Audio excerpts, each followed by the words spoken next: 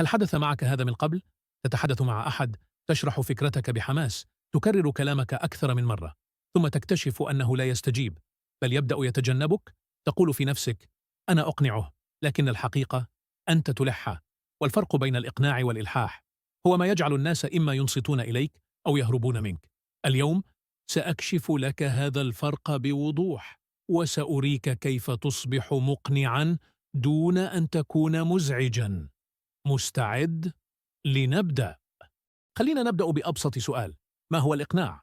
الإقناع ببساطة هو فن التأثير بهدوء، أن تقدم فكرتك بطريقة تجعل الطرف الآخر يشعر بأنها فكرته هو، دون ضغط، دون تهديد، دون إزعاج.